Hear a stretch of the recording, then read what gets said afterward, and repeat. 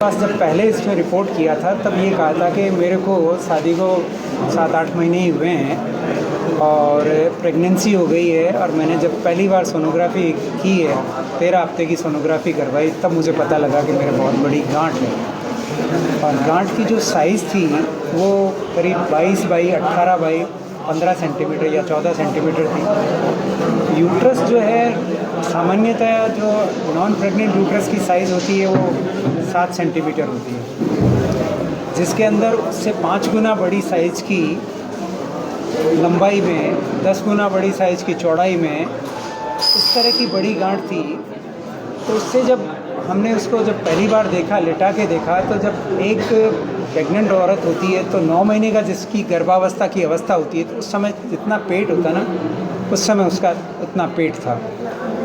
तब जिसने भी देखा उसको राय दी है कि ये इस तरह से ये बच्चा, अभी तो आपके तो 4 महीने की प्रेगनेंसी है, चौथा शुरू हुआ 13 वीक्स का, ये कैसे ग्रो करेगा। इसको उठने बैठने में भी दिक्कत थी क्योंकि वो गांठ यहाँ तक पहुँच रही थी।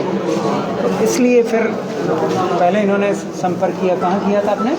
देखिए, मैंने ना पहले संपर्क में भी किया, अजमेर में भी किया, सब जगह किया, और मुझे पूरा विश्वास जोधा सर पे है क्योंकि जोधा सर ने काफ़ी हमारे केस ऐसे हैंडल किए हैं। हाँ, तो फिर क्या हुआ कि जब ये इस स्थिति में मेरे पास आए, क्योंकि जो राय उनको मिली थी कि ये इस तरह से ग्रो करना नहीं होगा, तब मेरा सिर्फ यही इनसे रहा कि हम कोशिश कर सकते हैं, मेहनत करते हैं। ये रेयर होता है इस तरह की चीज़ें, क्योंकि जब इतनी बड़ी होती है तो यूजुअली उनके अंदर क्या होता है कि वो या तो टाइम से पहले डिलीवर हो जाते हैं, अबॉर्ट कर जाते हैं, या उनके अंदर पेट के अंदर उनकी बढ़ोतरी नहीं होती तो वो पेट में ख़त्म हो जाते हैं। तो पेन आके, या तो वो इस तरह की परिस्थितियाँ होती हैं। तो ये सोचते हुए कि बच्चा जो यहाँ तक है और उसको पूरा यहाँ तक बढ़ना है, और उसको अगर जगह नहीं मिलेगी तो वो कैसे पनपेगा, कैसे, फिर तो वो छोटे से वजन में रह जाएगा।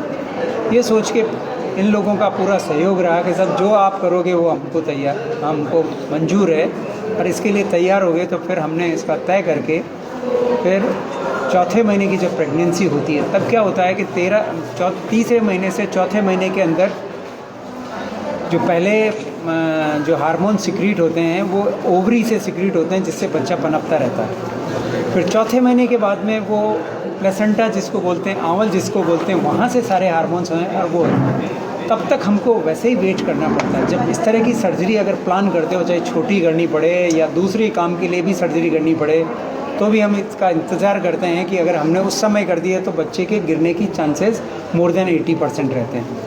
तब तक हमने 15-20 दिन का वो टाइम हमने निकाला। करीब 16 हफ्ते की जब प्रेगनेंसी हुई तो फिर हमने इनको यहाँ बुलाया, यहाँ तय करके फिर हमने इनका ऑपरेशन 27 अगस्त थी ना, 27 अगस्त को फिर हमने इनका ऑपरेशन किया। और ऑपरेशन के दौरान कितना यूनिट ब्लड लगा बेटा?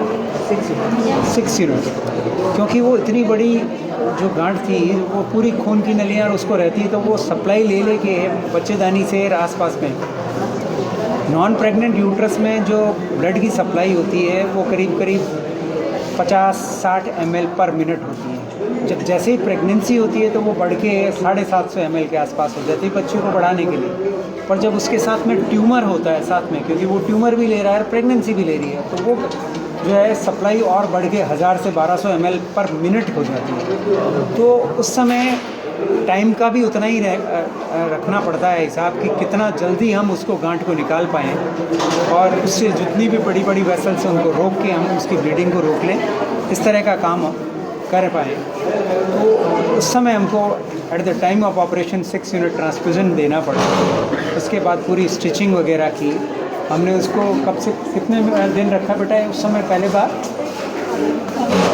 15 दिन उस समय रखा, फिर उनको घर भिजवा दिया कि आप अब एक बार चले जाओ, स्टिचेस वगैरह सारे निकलवा के उनको भिजवा दिया। जो स्टिच का जो चीरा लगा था वो यहाँ से लगा के और पूरा नीचे तक पूरा का पूरा चीरा लगा था, क्योंकि वो इतनी बड़ी गांठ थी, उसको हम डिलीवर ही नहीं कर। हम चाहते थे कि सिर्फ गांठ आसानी से बाहर निकले, बच्चे पे किसी तरह का विपरीत प्रभाव नहीं पड़े। तो वो सब करते हुए हमने उसको निकाल के ऑपरेट करके और ये कर दिया, इतना ट्रांसफ्यूज़न दिया। घर जाने के बाद में ये बराबर संपर्क में रही। फिर महीने भर बाद में एक बार उन्होंने दिखाया, फिर मैंने कहा आप वहीं रहो, आपका मूवमेंट इतना ज़्यादा नहीं होना चाहिए, तो वहाँ वो दिखाया उन्होंने। फिर उन्होंने करीब 29 हफ्ते की प्रेगनेंसी पे उसका फ़ोन आया कि साहब मेरे को तो तकलीफ़ हो रही है। 29 वीक्स की प्रेगनेंसी, आज से कम 60 दिन पहले की बात होगी। तब ये वापस आई पेन। जब हमको ये आता है कि जब भी कोई पेशेंट वापस जिसके बच्चा है वो पेट में, हमने चीरा लगाया, प्रेगनेंसी है, तो सबसे पहला रहता है कि कहीं वहाँ से गिव वे नहीं कर जाए, रास्ता नहीं दे दे। जब वो रास्ता देता है तो माँ और बच्चे की दोनों की, बच्चे की तो वैसे भी गारंटी नहीं होती। 29 हफ्ते का बच्चा 1 किलो 225 ग्राम का था। तब जब ये पहुँची, हमने करवाया, तब हमको ये था कि दर्द वो नहीं है, दर्द किसी दूसरे कारण से हुआ। फिर भी हमने फिर उसको बराबर कहा कि अब तुम मत जाओ, तुम यहीं रहो। तो पिछले 50-60 दिनों से ये हमारे पास ही है। 1.2 से 1.4 हम लगातार सोनोग्राफी करते रहे, देखते रहे कि वो बच्चा बराबर बढ़ रहा है, इसको दर्द भी नहीं रहा। खान पान का इन्होंने ध्यान रखा। फिर हमने इसको तय करके, फिर इसकी जो तारीख है 3 जनवरी को, फिर हमने देखा कि ये 37 हफ्ते और 3-4 दिन की प्रेगनेंसी हो गई है। हम हमारे हिसाब से मैच्योरिटी को मानते हैं 36 वीक्स ऑनवर्ड्स बच्चा जो होता है उसको टर्म प्रेगनेंसी मानते हैं। तो 37 हफ्ते की प्रेगनेंसी तक हमारे को डॉक्टर पीयूष यहाँ हैं गोयल जी, वो भी सोनोलॉजिस्ट, उनसे भी हमने सोनोग्राफी कराई, उनको भी दिखाया।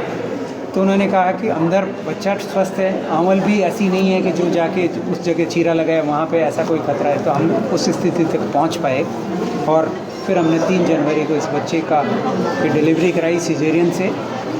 जो पहला जो था वो तो यूट्रस के ऊपर की सरफेस पे था, करीब 22 सेंटीमीटर का इंसिजन लगाना पड़ा। कि गांठ की साइज़ होती है कुत्ता तो कटता ही है, और वहीं पे हमको सारे टांके लगाए। फिर जो वापस हम जो टांका लगाते हैं बच्चा होने के लिए, वो करीब 5.5-6 इंच का लगता है। वो स्टिचेस करीब हमने लगा के उसकी डिलीवरी करा दी। 2 किलो 600 ग्राम की ये बच्ची जो है उसका जन्म हुआ। जच्चा बच्चा दोनों स्वस्थ हैं। आज हम उनको छुट्टी करेंगे। कहाँ जाना है आपको? आगे नसीराबाद के ये रहने वाले हैं, तो वो जाएंगे। तो हमें लगा कि ये चीज़ ऐसी है, जहाँ तक इस रसौली का या फाइब्रॉइड का होना प्रेगनेंसी में कोई अनहोनी नहीं है। कि ये ऐसा नहीं है कि ऐसा यूजुअली क्या होता है कि जब फाइब्रॉइड होता है तो सभी लोग ये चाहते हैं कि फाइब्रॉइड और बच्चा दोनों साथ साथ बढ़ते रहें। पर इस केस में ऐसी परिस्थिति हमारे साथ नहीं थी, क्योंकि यहाँ तक पहुँचा हुआ था, अब बच्चा उसमें बढ़ नहीं रहा था, इसलिए वो तो करना। कई बार ये होता है कि फाइब्रॉइड इस तरफ बढ़ के पेट में जगह बना लेता है और बच्चा ऊपर की तरफ बढ़ जाता है, तब कोई परेशानी नहीं होती है। ऐसे में 7-7 किलो 8-8 किलो के फाइब्रॉइड भी लोगों ने निकाले हैं। पर संसार में ऐसे केसेस जो हैं लेस देन 100 के नंबर में हैं, जिन्होंने 5 किलो और उससे ऊपर के फाइब्रॉइड बच्चे के साथ प्रेगनेंसी में निकाले, फिर प्रेगनेंसी आगे 22-23 हफ्ते प्रोलॉन्ग की और स्वस्थ बच्चा मिला। तो ऐसे केसेस कम थे, इसलिए फिर हमने आप लोगों के साथ में इसको शेयर करने की सोची। सर क्या नाम है? पायल जी नाम है इनका।